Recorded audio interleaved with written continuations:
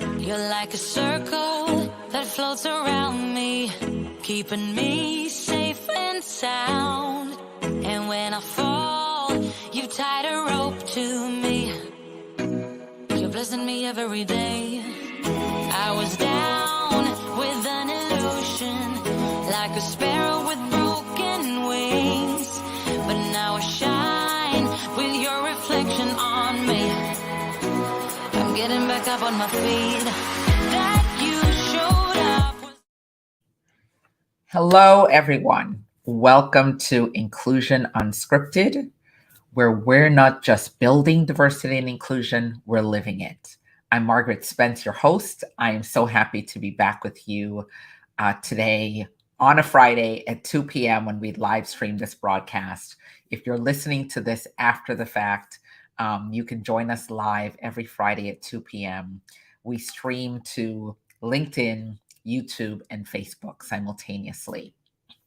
So if this is the first time you're joining Inclusion Unscripted, welcome. Thank you for being here. Welcome to this open forum, open voice on diversity, inclusion, equity, equality, women's leadership, and all the things that make up talent strategies. In this weekly podcast, livecast, we talk honestly about tough topics.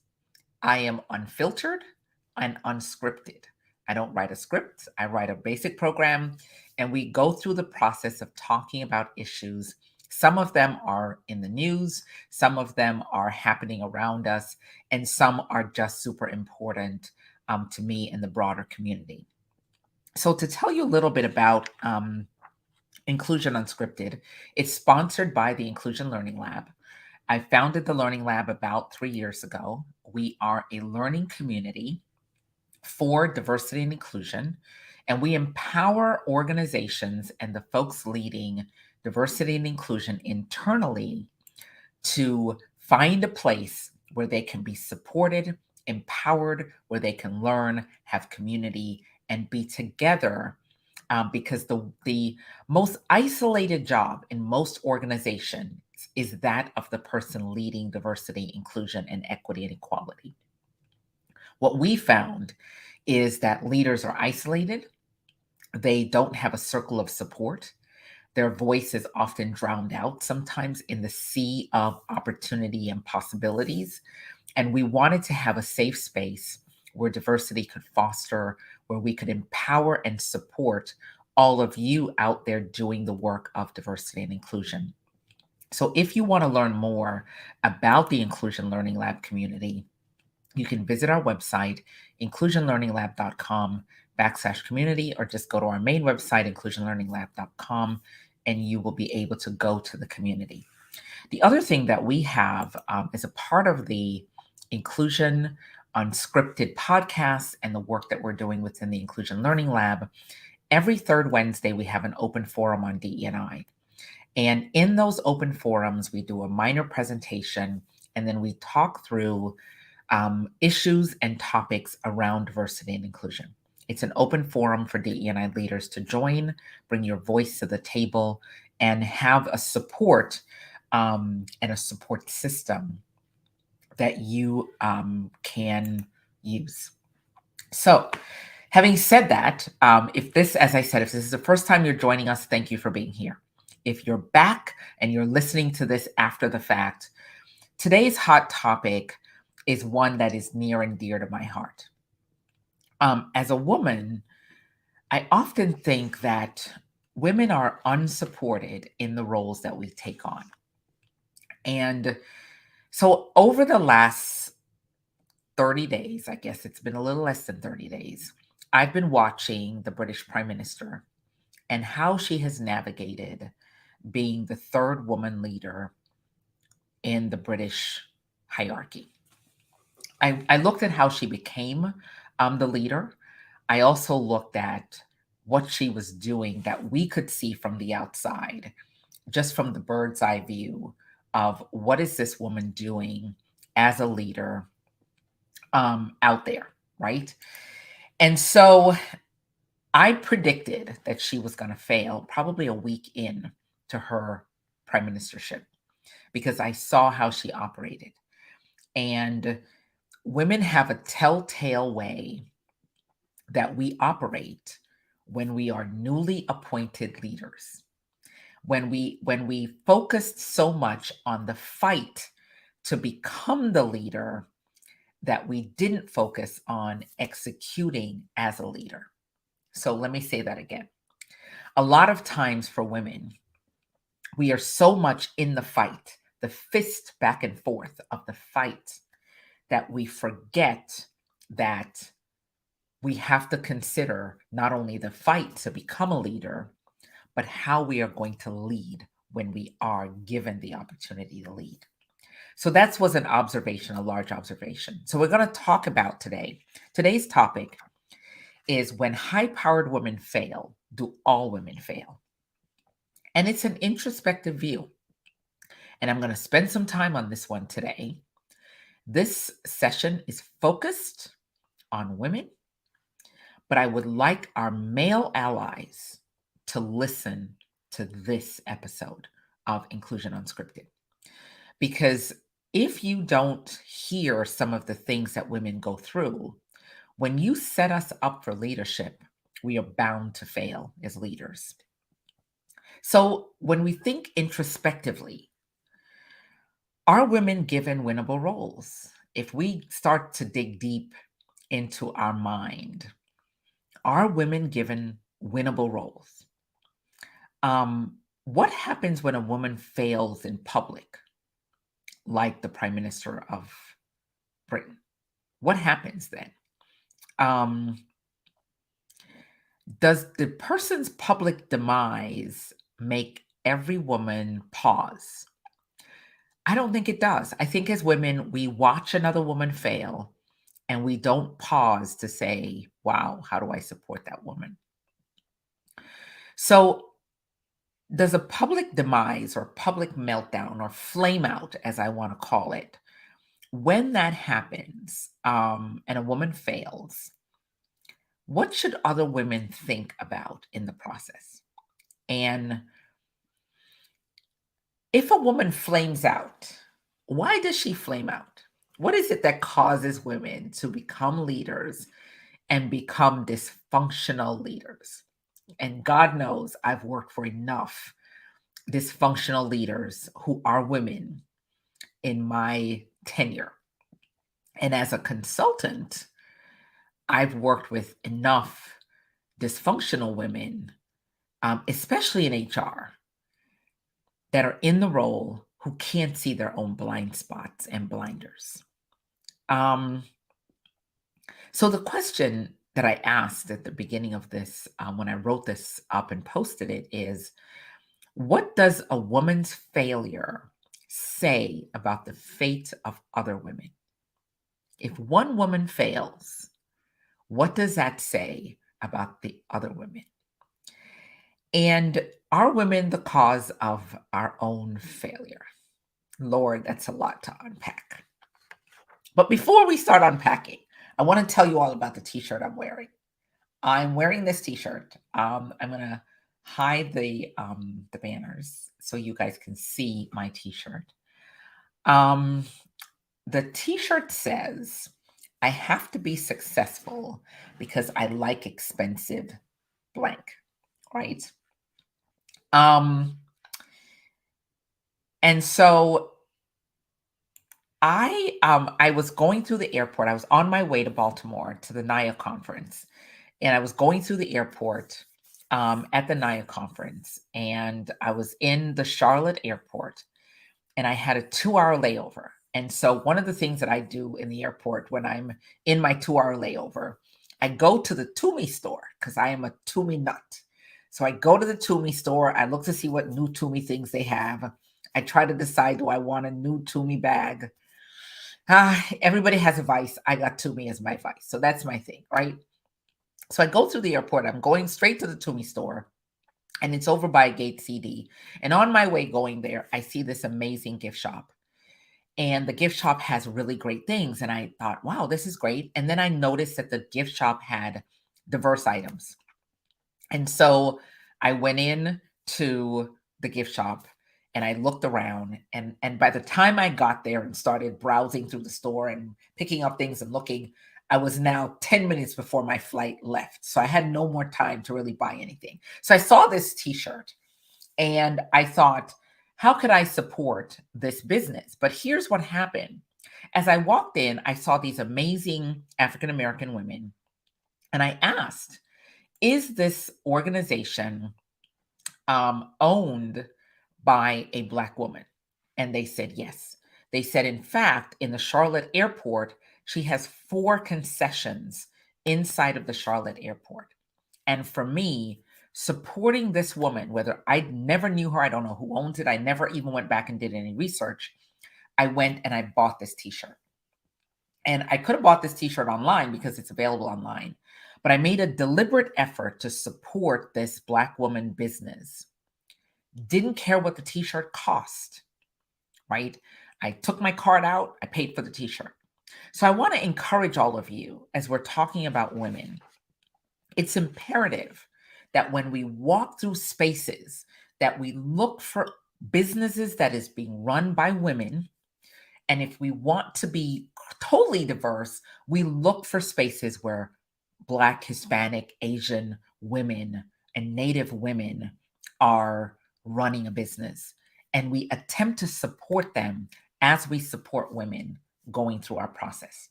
So my motto is, I have to be successful. I'm going to worry about the back half of this.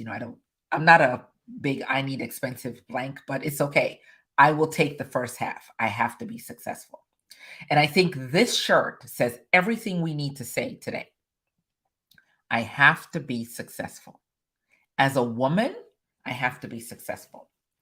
As a Black woman, a diverse woman, a woman of color, an immigrant woman, a woman who is a grandmother, a mother, a daughter, a friend, I have to be successful. And in order for me to be successful, I have to create a village of people who want me to succeed.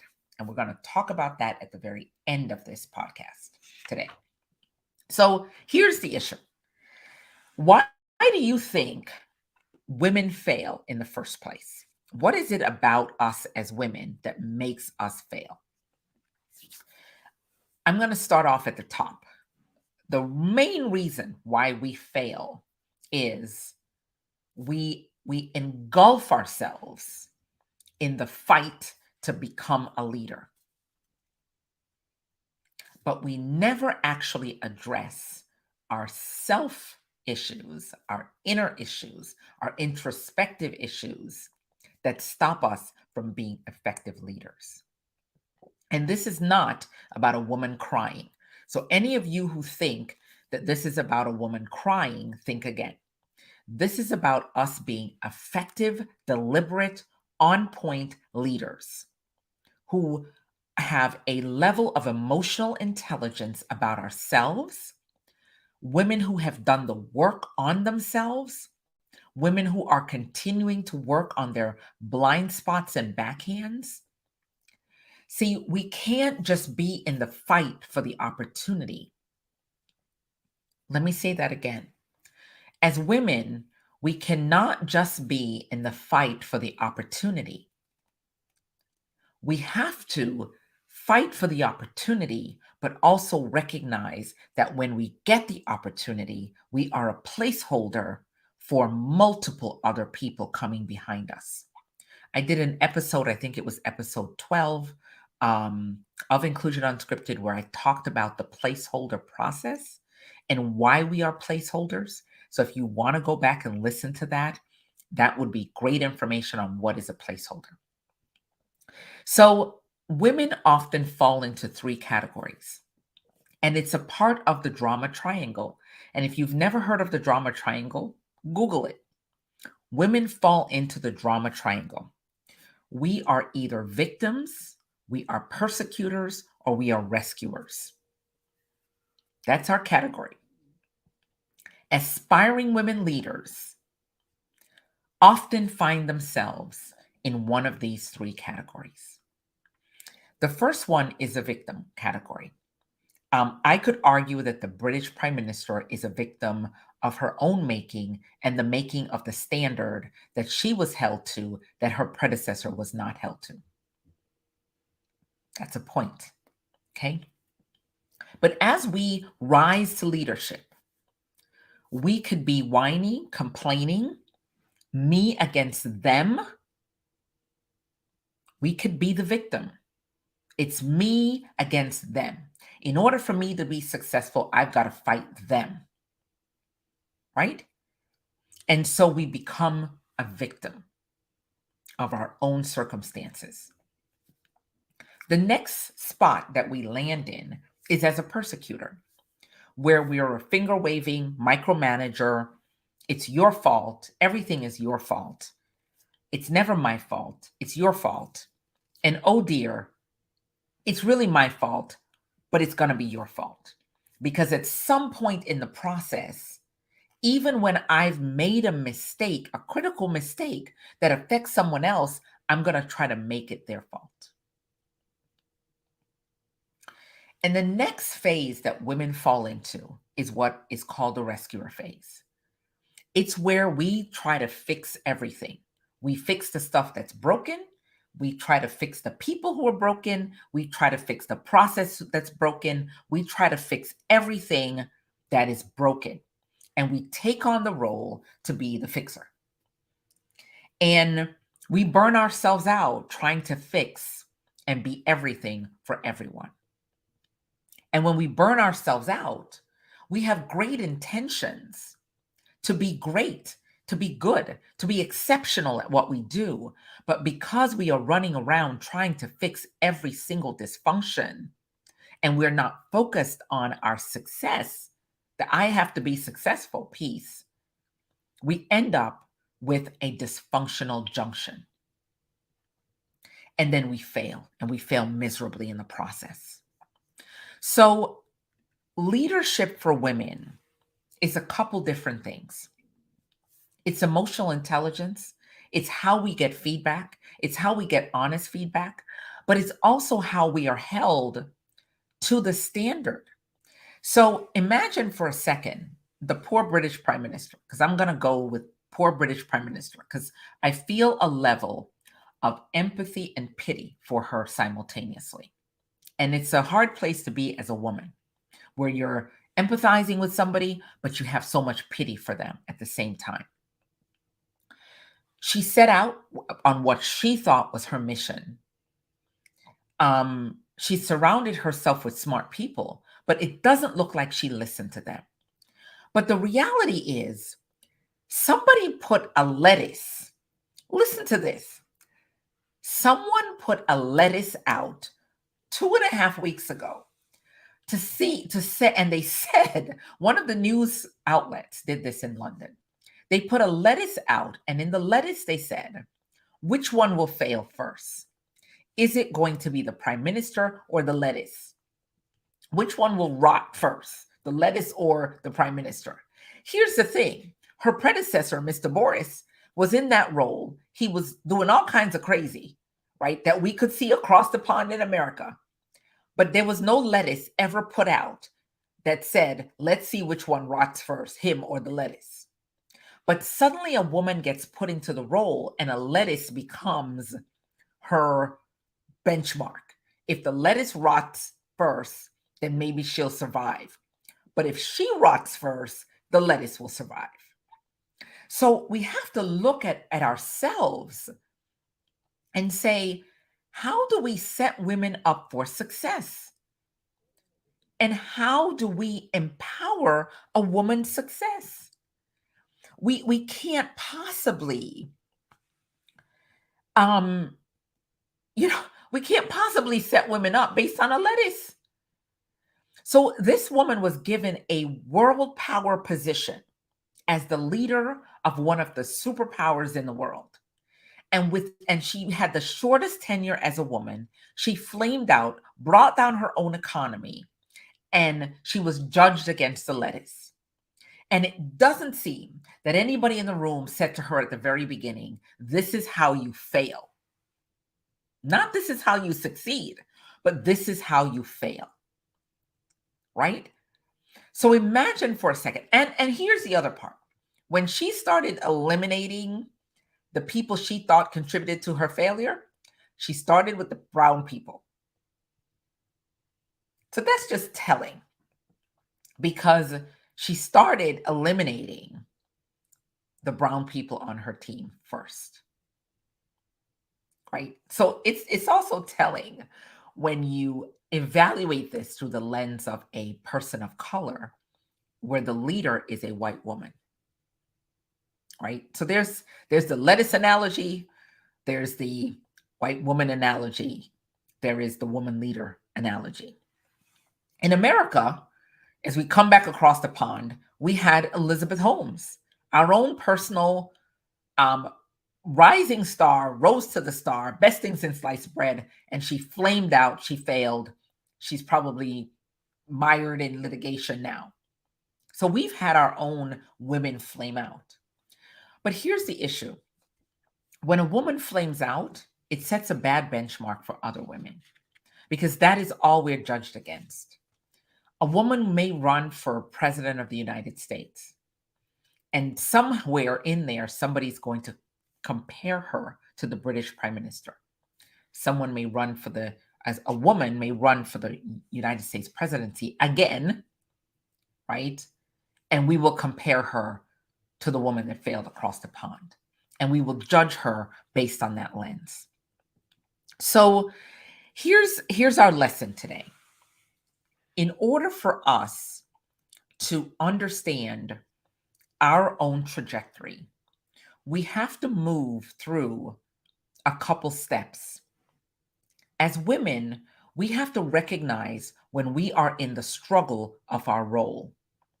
Oftentimes, as women, we are struggling in our role, and we're doing a lot of stuff in the fighting process of the role that we are not actually embracing the leadership and strategic skills necessary to accomplish what we need to accomplish.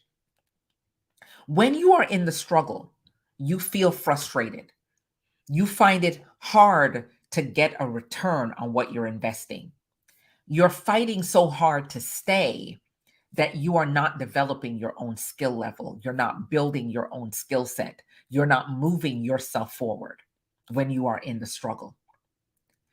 When women come out of the struggle, we end up in this place where we're striving, or we think we're striving. We're moving in our mind towards power, and we think we're striving. But when we think we're striving, a lot of women get into their comfort zone. I've accomplished everything. And the thing is, I have already become successful. Not that I have to be successful. I've already become successful. And so we end up in this comfort zone. But deep in our soul and in our heart, we are uncomfortable because we know within ourselves that we could be doing more, but we're not doing more. We're doing a limited amount as a woman in a leadership role.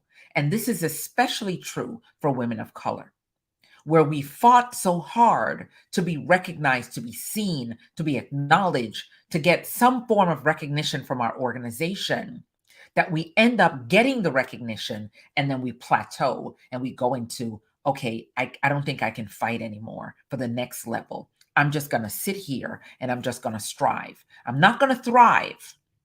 So here's the thing. Striving is not thriving. Thriving is where you're growing. But striving is where you're sitting in your comfort zone because the fight is just too hard as a woman. The fight is just too hard as a woman of color. The fight is just too hard, period. And so instead of moving or trying to move yourself and motivate yourself, or finding a board of directors to motivate you to move ahead, you sit in the place of striving.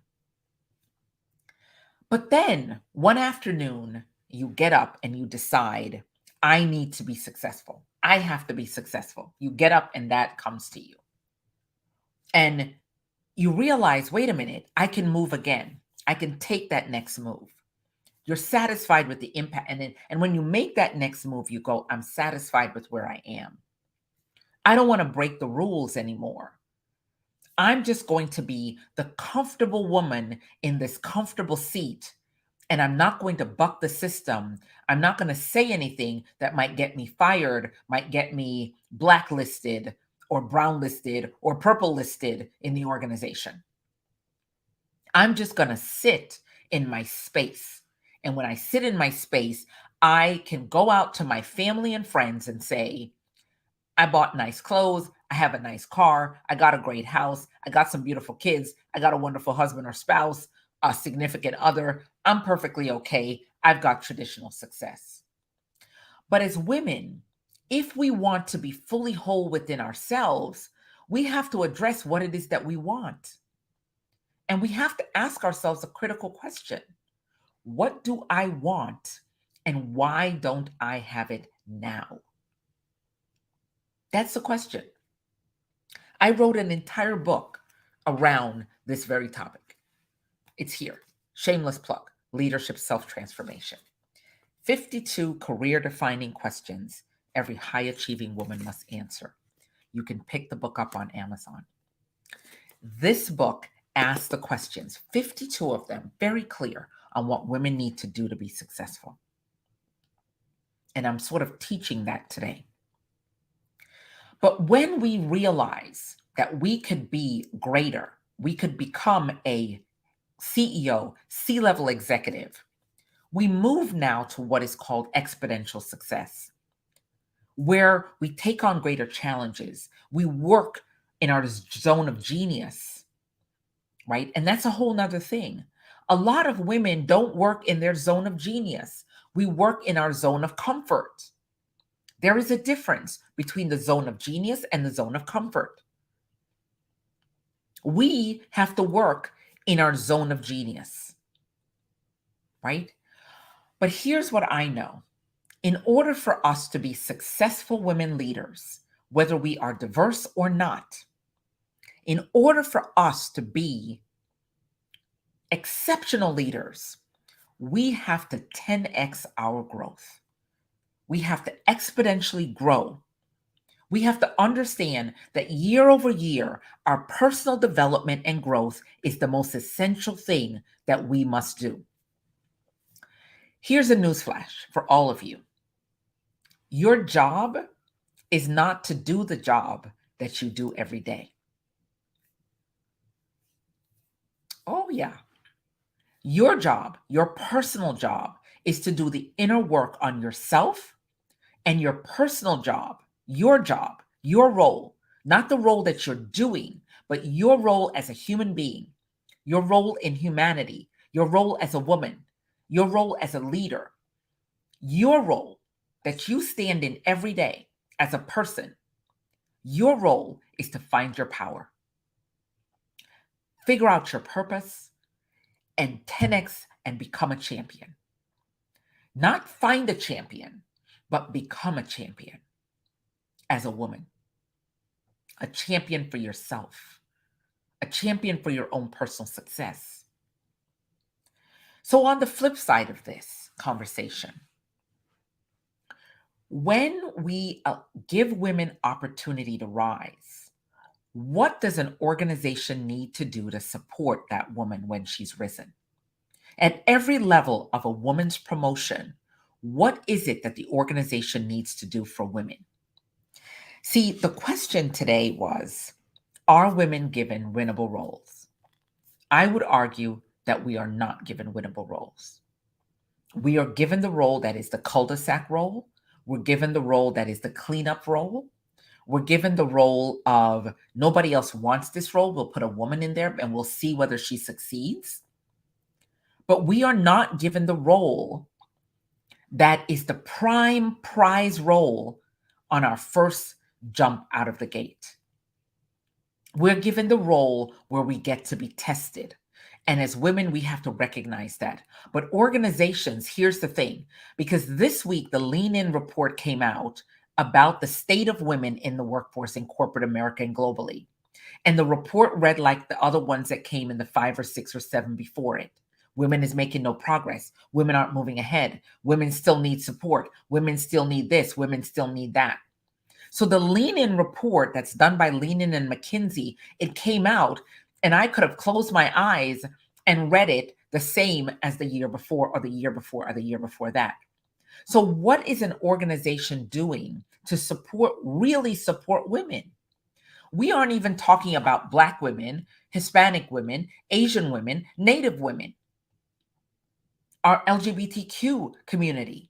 We're not talking about any of the other categories. We're just talking high level woman. What is the organization doing to truly support women and allow them to rise effectively with support and resources and the ability to have coaching given to them so they can call out their backhand?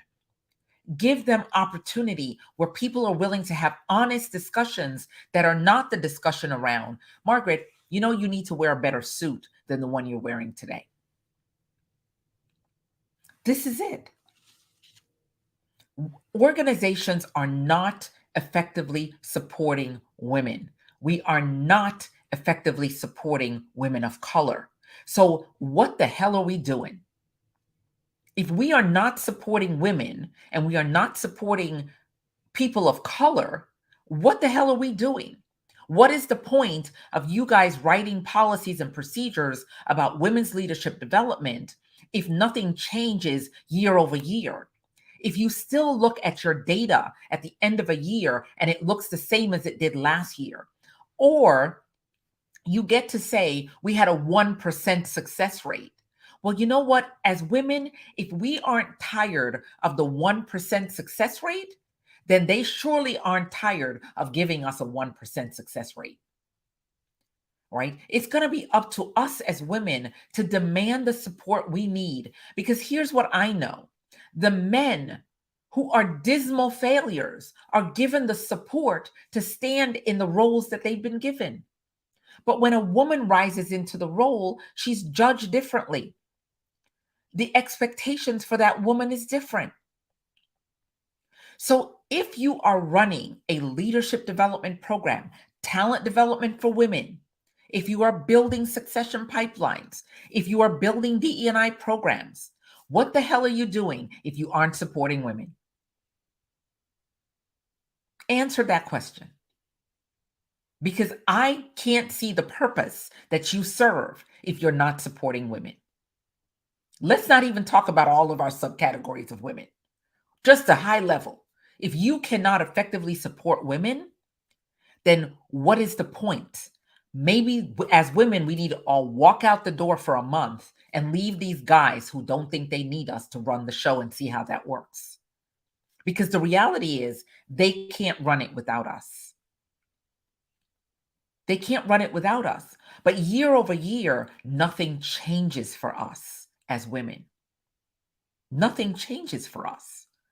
In fact, an argument could be made that we are regressing with our rights, with our opportunities, with our ability, with all of it. An argument can be made because it's real. It's happening. I remember as a child going with my mother to a women's equality rally in 1971. Think about that. And in 2022, we are still there. We are still having the same discussion about women and how women lead. A lot of you are living in fear as women when it comes to being a leader. You live in fear that you're going to fail, and so you do fail. You cannot be an effective, powerful woman leader if you live in fear of failure. Failure is not fatal. I'm sure that the British Prime Minister got up this morning, even after she resigned yesterday. She got up this morning and she's still alive. So failure, her failure, is not fatal unless you make it fatal. What is the story that you as a woman leader is telling yourself about your ability to rise? What is the story that you're telling yourself? Are you saying that you are not appropriate for the role? Are you saying that you're not ready to rise as a leader? Are you thinking you are an imposter? I hate that they came up with that coined imposter syndrome, because every woman feels that they need to say, I have imposter syndrome. Well, my mother, who immigrated to the United States in the 60s, didn't have imposter syndrome when she got on the plane to come to America to clean houses. She wasn't an imposter. She was clear on who she was and what she wanted. Clear. Period. But somehow we've allowed these labels that have been given to us as women. We have embraced them, taken them on as a badge of honor, and then we live up to the fact that we are saying we are imposters. We are not imposters. How could no man, let me pause for a second. Here's the deal. See, women, we don't even get our power as women. And maybe if we got the essence of our power as women, we would understand that we should be demanding more of organizations and we should be asking for more support. And if an organization only has one woman leader among all the men, that organization should have women walking out the door and exiting. Because if I cannot see an effective level of diverse leaders who are women, who look like me at the top, I have already learned that I will not matter in that organization. Let me say that again. For all of you organization leaders, if I walk in your organization as a woman and I look around the organization and there is no woman in a significant role, not a paper tiger role, but a significant role of power in the organization, I learn immediately that my voice will not matter. I learn immediately that I will never grow. I learn immediately that I will never matter in this organization, because right now, today, as a new employee walking in the door, I cannot see myself anywhere in the organization.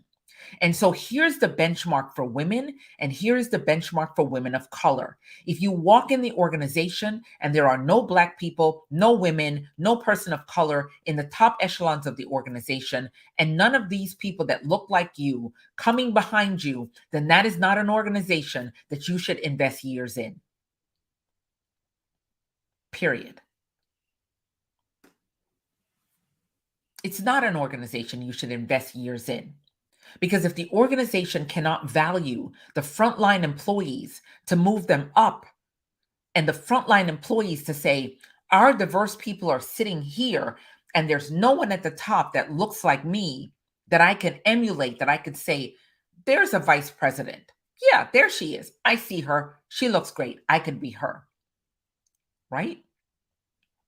I told an audience in Dallas when I was keynoting a conference there that I don't have to see it to be it.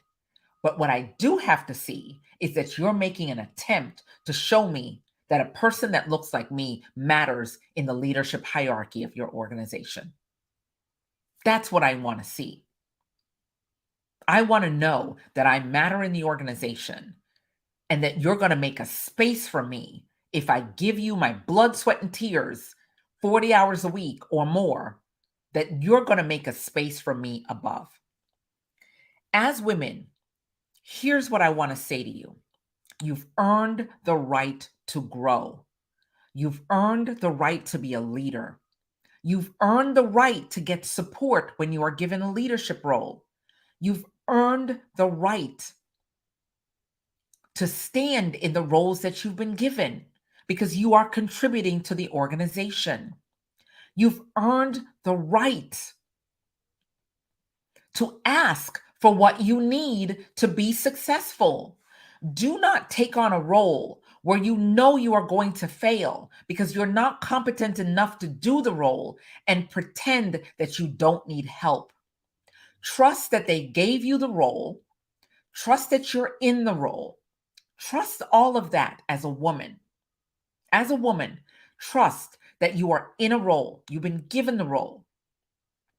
Trust that process, but also trust yourself to say, in order for me to be successful, I need the following help to be successful. Because here's what I know as a consultant within multiple organizations across the planet. Your male counterparts are verbalizing what they need. They are asking for what they need, and they are getting it. But as women, we take on leadership roles, like the Prime Minister of Britain, right? We take on those leadership roles, and we aren't clear about what we need to be successful. And so we don't ask for it. And then when we drown and they officially dunk us under the water and drown us officially, the world looks at it and says, there's a woman that failed.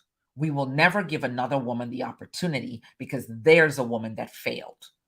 But we failed because we didn't know what we wanted. We didn't understand why we don't have it now. And we didn't open our mouth to ask for what we need to be successful. So I said at the very beginning that I was going to talk about success at the end.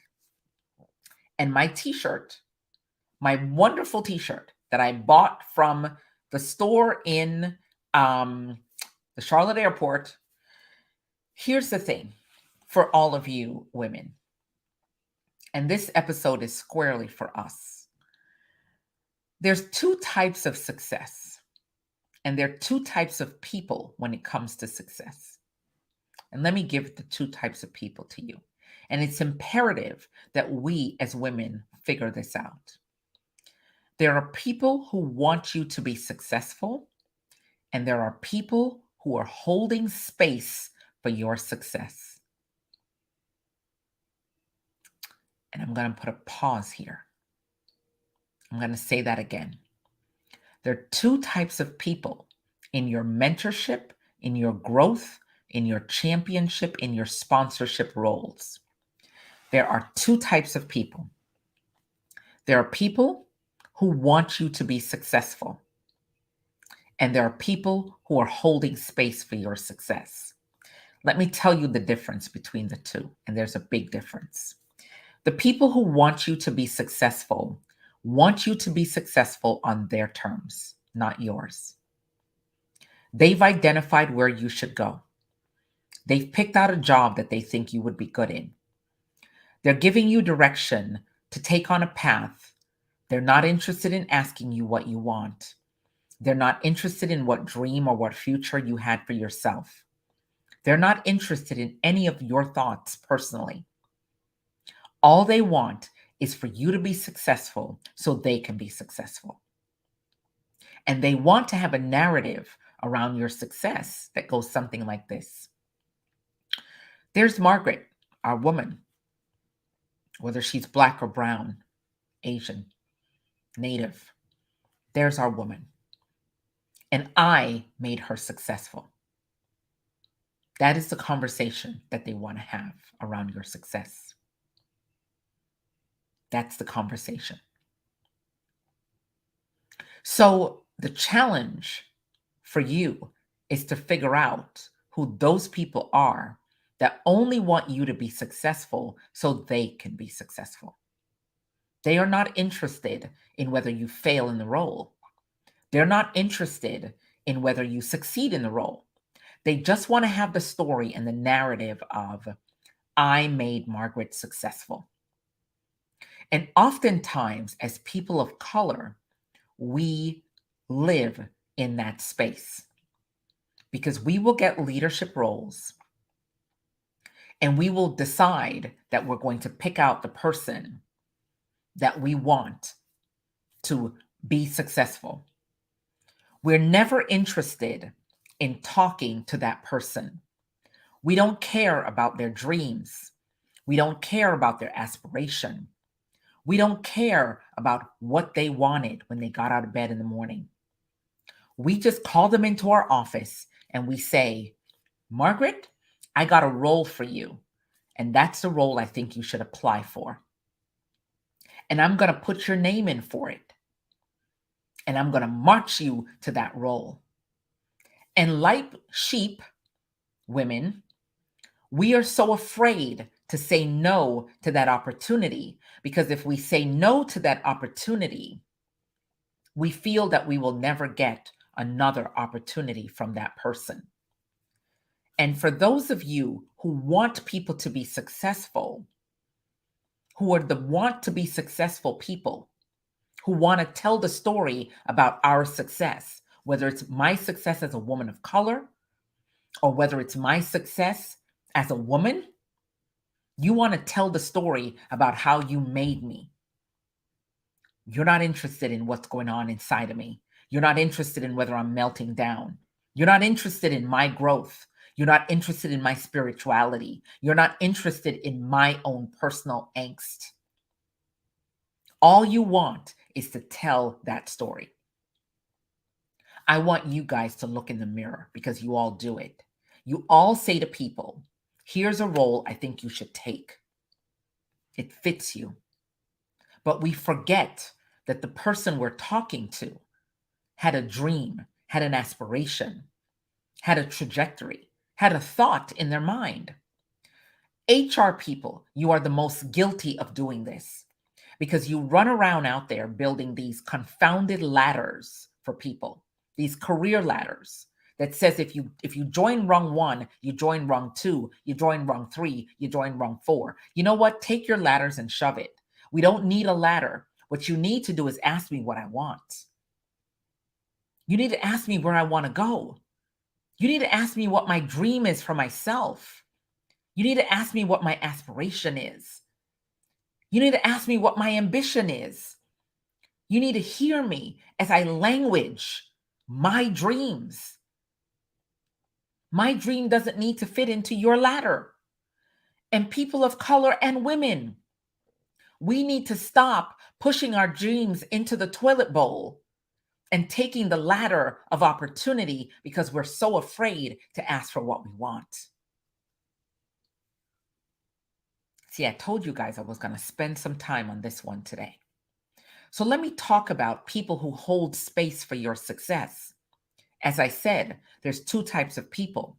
The people who want you to be successful and the people who hold space for your success.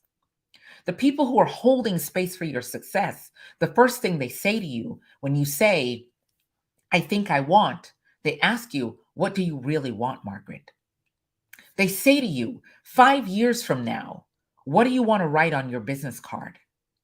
What was that big dream you had when you walked into the door of this organization? What was the big dream you had in college? What was the big dream you had as a child?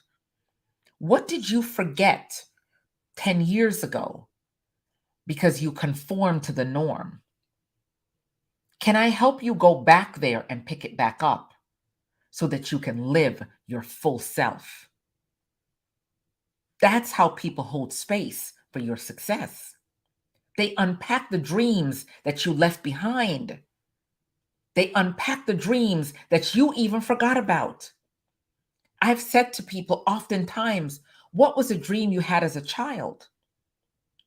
My dream as a child was to become a doctor. Then I got into college and realized I couldn't slice things open. But then I picked up a new dream. And I'm living it. But oftentimes, as women, we put our dreams down for the men, for our relationships, for our friends, for our family, for our children. We put our dreams down, and then the organization comes along and tramples on that dream. And we, as women, haven't figured out how to go back and pick that dream up. So here, as we close this, when high-powered women fail, every woman fails.